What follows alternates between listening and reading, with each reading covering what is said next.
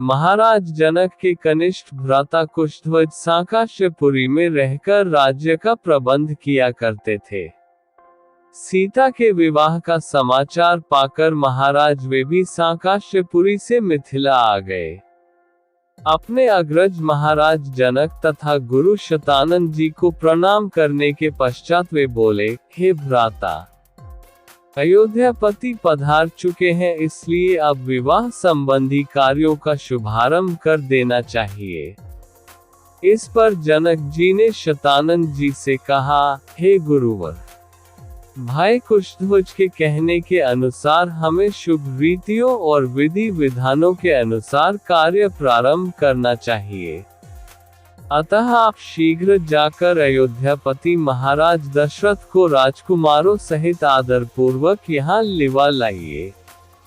शतानंद जी जनवासे में महाराज दशरथ के पास पहुँचे और उनसे आदर पूर्वक बोले, महाराजाधिराज, मिथिला नरेश महाराज जनक अपने कनिष्ठ भ्राता कुशध्वज, परिजनों एवं समस्त मंत्रियों के साथ आपके दर्शनों के लिए उत्सुक हैं और अपने दरबार में आपकी प्रतीक्षा कर रहे हैं। इसलिए आप अपने मंत्रियों सहित पधार कर उन्हें कृतार्थ कीजिए।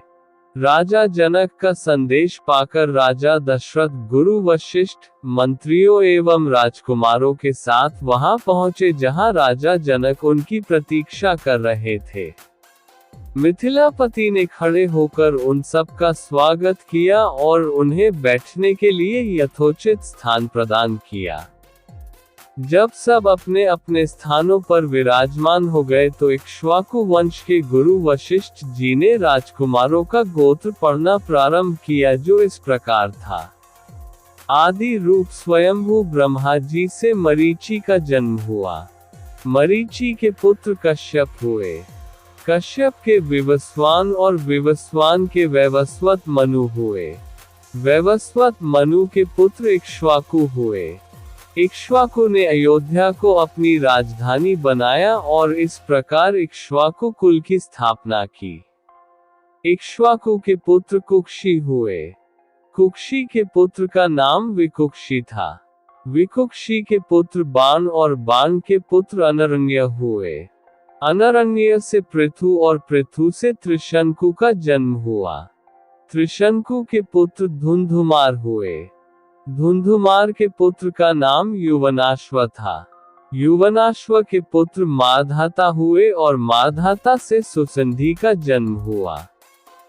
सुसंधि के दो पुत्र हुए, ध्रुवसंधि एवं प्रसेनजित।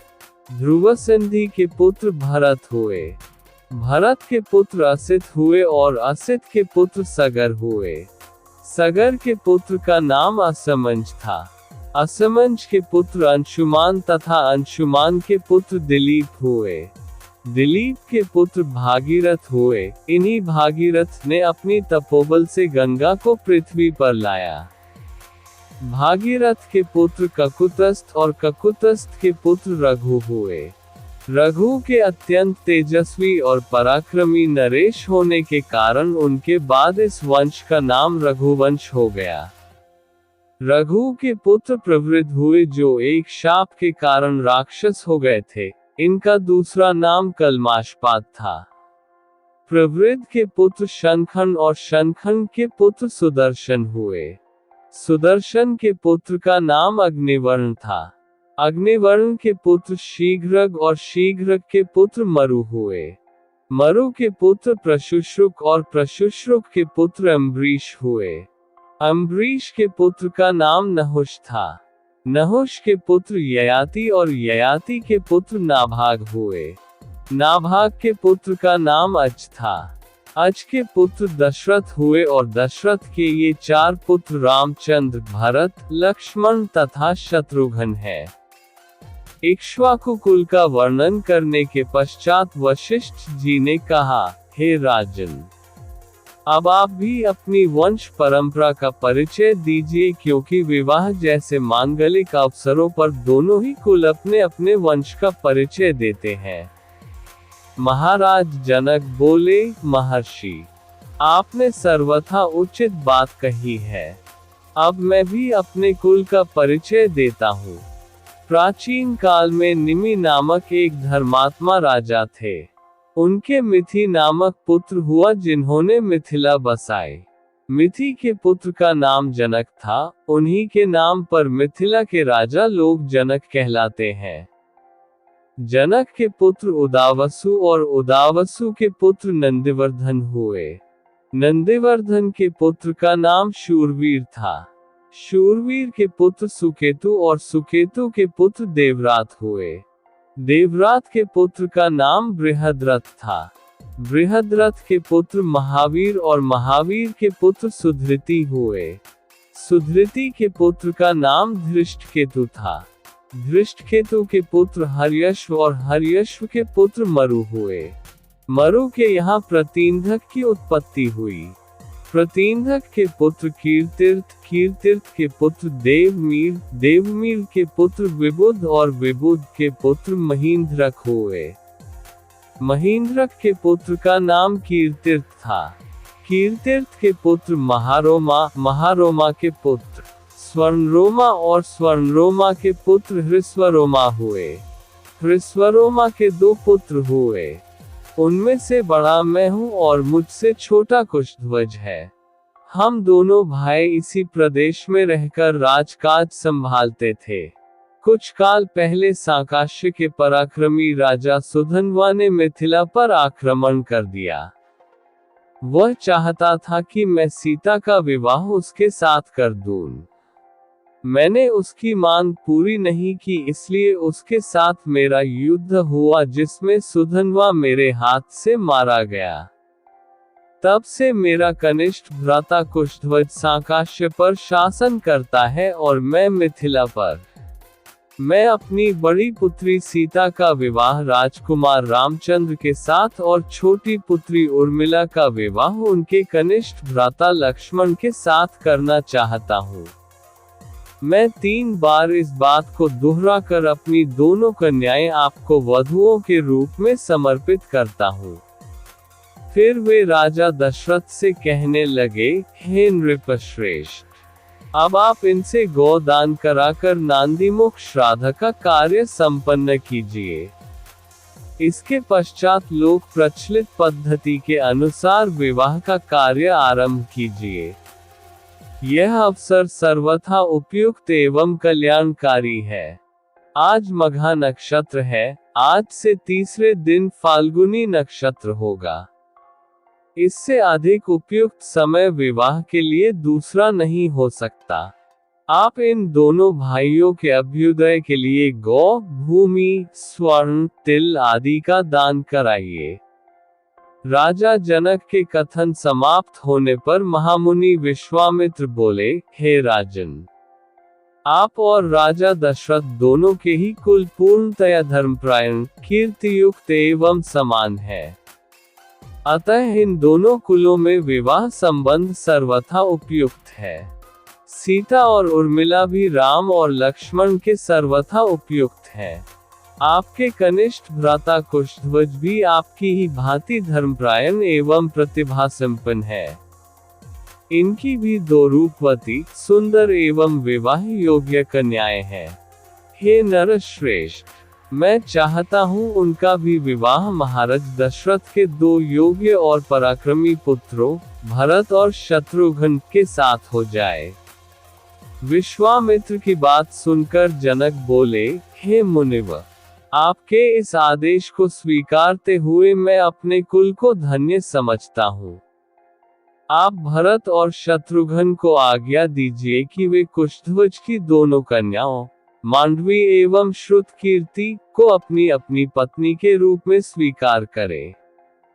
इसके बाद मिथिला नरेश से अनुमति लेकर राजा दशरथ वशिष्ठ जी और विश्वामित्र जी के साथ जनवासे में लौट गए। दूसरे दिन चारों राजकुमारों ने याचकों को 1-1 लाख स्वर्ण मंडित सींगों वाली गोदान दी और भी बहुत सारा धन, आभूषण, रत्न आदि ब्राह्मणों को दान दिए। दान आदि से निवृत्त होकर महाराज दशरथ मिथिलेश के राजभवन में जाने की तैयारी करने लगे। तभी भरत के मामा अर्थात राजा कैकेय के पुत्र युधाजित वहां आ पहुंचे। अभिवादन तथा कुशल समाचार जानने की औपचारिकता के पश्चात उन्होंने कैकेय नरेश का संदेश देते हुए कहा, महाराज, हमारे पिताजी को भरत को देखने की उत्कट इच्छा हो रही है। अतः कृपा करके आप कुछ दिन के लिए भरत को मेरे साथ उनके ननिहाल भेज दें। इस संदेश को लेकर मैं अयोध्या गया था, किंतु वहां पर ज्ञात हुआ कि आप जनकपुरी गए हुए हैं, इसलिए मैं भी यहां आ गया। महाराज दशरथ ने युधाजित का समुचित सत्कार किया और उन्हें सारा वृतांत सुनाया। फिर उन्हें लेकर ऋषियों, मंत्रियों एवं बंधु बांधवों सहित यज्ञशाला के द्वार पर पहुंचे। थोड़ी देर बाद नाना प्रकार के आभूषणों को धारण किए हुए रामचंद्र अपने भाइयों भरत, लक्ष्मण और शत्रुघ्न के साथ उनके पास आकर खड़े हो गए। गुरु वशिष्ठ ने जनक के पास जाकर कहा, हे विदेहराज, महाराज दशरथ अपने पुत्रों के साथ अंदर आने की अनुमति चाहते हैं। इस पर महाराज जनक बोले, हे महर्षि, इस प्रकार अनुमति मांग कर वे मुझे क्यों लज्जित कर रहे हैं? वे अयोध्या के ही नहीं मिथिलापुरी के भी स्वामी हैं और मैं तो उनका अकिंचन दास हूँ। क्या कभी स्वामी अपने सेवक से आज्ञा मांगता है? उनसे कहिए चारों कन्याएं विवाह वेदी पर प्रतीक्षारत हैं। वे निःसंकोच अंदर पधारने का कष्ट करें। शुभ लग्न का समय भी हो रहा है। मैं स्वयं चलकर उन्हें सादर ले आता हूँ। इतना कहकर वे महाराज दशरथ के पास पहुँचे और उन सबको यज्ञ स्थल में ले आए। सबको यथोचित आसन देकर जनक ने उनकी पूजा की। फिर वशिष्ठ जी से बोले, हे ब्रह्मर्षि, आप इन ऋषि मुनियों के साथ विवाह कार्य संपन्न कराइए।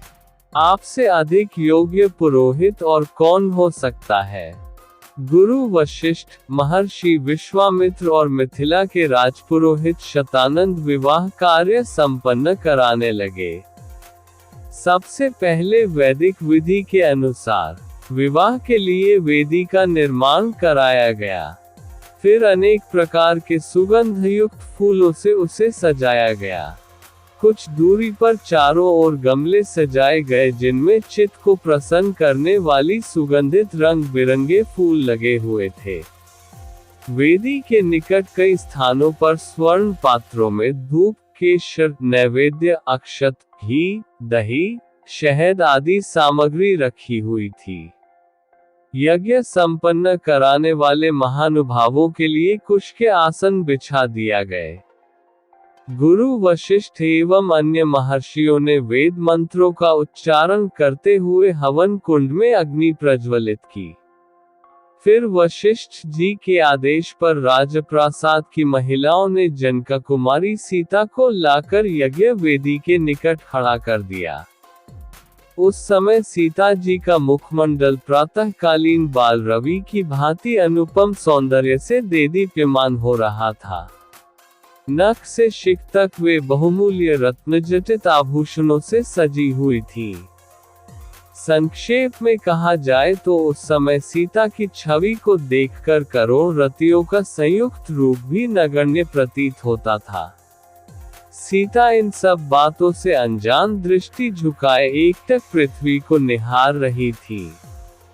महाराज जनक अपनी लाडली पुत्री सीता को श्री रामचंद्र के निकट खड़ा करके विनीत स्वर में बोले, हे रघुकुल तिलक रामचंद्र, मैं अपनी पुत्री सीता का हाथ आपके सशक्त हाथों में सौंपते हुए ये कामना करता हूँ कि मेरी पुत्री आपकी अर्धांगिनी होकर सदैव छाया की भांति आपका अनुसरण करती रहे। अतः हे कौशल्या कुमार, इसे आप अपनी पत्नी के रूप में स्वीकार कीजिए। आज से यह आपके सुख दुख की संगिनी हुई। ये कहकर राजा जनक ने अंजलि में संकल्प के लिए लिया हुआ जल वेद मंत्रों से पवित्र करके हृदय की संपूर्ण भावनाओं के साथ छोड़ दिया। महिलाएं मंगलगान करने लगी। मृदंग, दुंदुभी तथा नाना प्रकार के वाद्य यंत्रों का सुमधुर स्वर चारों ओर गूंजकर इस हर्षपूर्ण घटना की सूचना देने लगा। राम और सीता के विवाह के संपन्न हो जाने के पश्चात लक्ष्मण, भरत और शत्रुघ्न का विवाह उर्मिला, मांडवी और श्रुतकीर्ति के साथ वैदिक विधि विधान से संपन्न कराया गया। राजा जनक अपने नेत्रों में स्नेहपूर्ण अश्रु भरकर बोले, हे अयोध्या के राजकुमारों, आप चारों भाई सूर्यकुल के गौरव, पराक्रमी, धर्मपरायण, तेजस्वी, सौम्य, विद्वान एवं सदाचार के गुणों से मंडित हैं।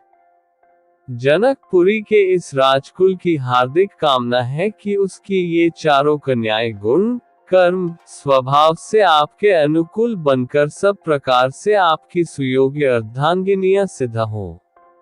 इसके पश्चात वशिष्ठ जी की आज्ञा से चारों राजकुमारों ने अपने अपनी नवविवाहित पत्नियों के साथ अग्नि की प्रदक्षिणा की। विवाह संपन्न होने के पश्चात महाराज दशरथ समस्त मंत्रियों, ऋषि मुनियों और सपत्नीक राजकुमारों के साथ अपने ठहरने के स्थान पर चले गए। जनकपुरी में रात्रि विश्राम करके प्रातःकाल मुनि विश्वामित्र विदा लेकर उत्तराखंड की ओर चले गए। महाराज जनक ने दहेज के रूप में असंख्य दास दासियां, हाथी, घोड़े, गौएं, रत्नजटित आभूषण, वस्त्र, बर्तन आदि नाना प्रकार की वस्तुएं देकर अयोध्यापति दशरथ को विदा किया और उन्हें पहुंचाने के लिए नगर के द्वार तक आए। वे हाथ जोड़कर बड़ी नम्रता के साथ बोले, हे राजन, मुझे सब प्रकार से अपना दास समझकर मुझ पर कृपा बनाए रखिए। मैं एक बार फिर आभार पूर्वक कहना चाहता हूँ कि आपने मेरे कुल के साथ संबंध स्थापित करके मुझे गौरवान्वित किया है। मेरी कन्याएं आपकी आज्ञाकारिणी एवं दोनों कुलों का गौरव बढ़ाने वाली हो, यही मेरी मनोकामना है। फिर उन्होंने तथा कुशध्वज ने अश्रुपूर्ण नेत्रों से चारों कन्याओं को आशीर्वाद देते हुए विदा किया।